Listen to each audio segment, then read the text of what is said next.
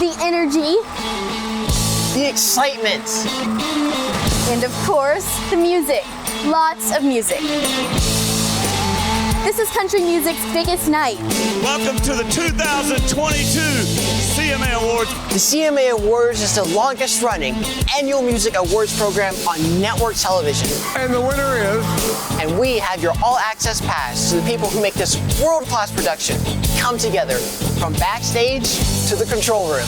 And wait till you meet part of the CMA Glam Squad. Hear what it's really like to be a stylist for the stars. Discovery Education and the Country Music Association are taking you behind the scenes of country music's biggest night.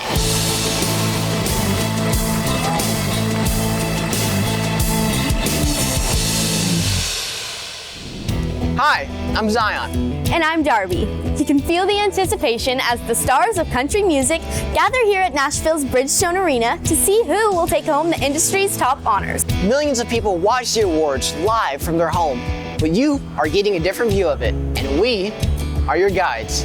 Throughout the show, we'll reveal the jobs that go beyond the stage and make this amazing night happen. I didn't even know some of the jobs existed, but they all work in harmony to bring music to life through collaboration, critical thinking, communication, and creativity. That's right. We're also taking you for a trip on the red carpet. Have you been practicing your red carpet poses for the paparazzi? You've given that way more thought than I have.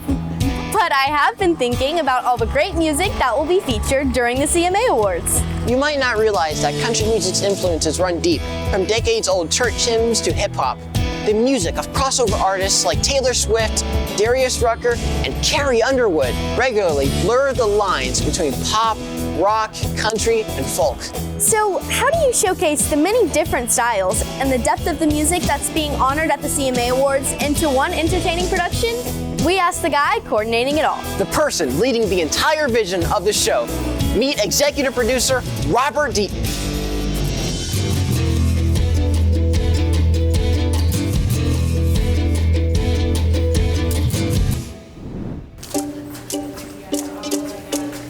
The CMAs are unlike any other show. I mean, they just are.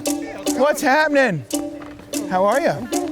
When people watch the show, first I hope they're entertained, because that's all I've ever wanted to do is put on a show.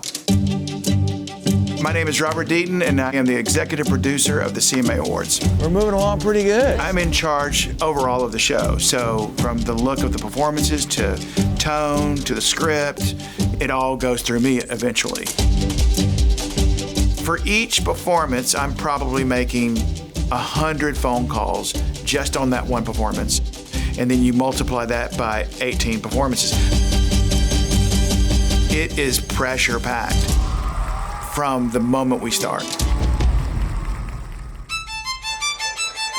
It is far more hectic for me prior to getting to the arena, because of all the other decisions that had to be made. I'm making 100 decisions plus a day, from broadcast graphics, who's on the show. We're not doing a performance out to here. Correct. It's about the TV show. Correct. Then you had to put together the order of the show.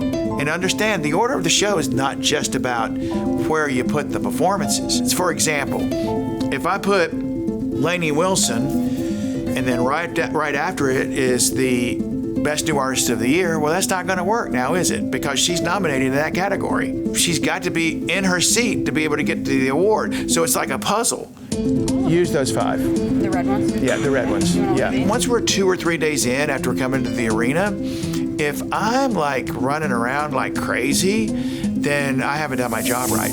All the information should have been disseminated to everybody else. Yeah, that's cool.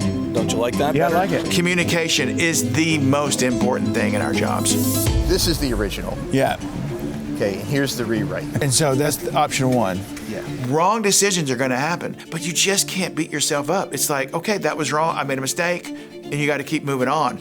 I will have to say, though, when things go really wrong, I become really calm and I attack it. Like, say, for example, something happens and an artist all of a sudden can't do the show.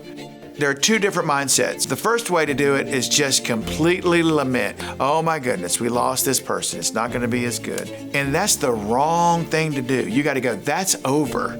I'm past that already.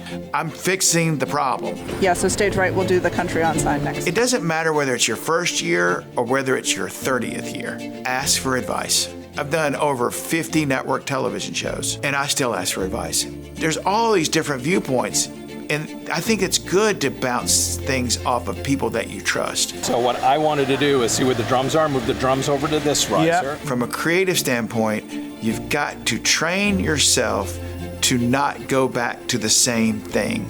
You have to put yourself into positions of which you have no idea what you're doing. Because if you keep going back to the same thing that you know, it's going to get stale, it's going to get old, and you stop pushing yourself. That's how I look at creativity. What have I not done before? So where we are now is basically all the brains of the entire production. There's 4 trucks that basically get us on the air. We're going to show you the main one where all the magic happens, so you can follow me.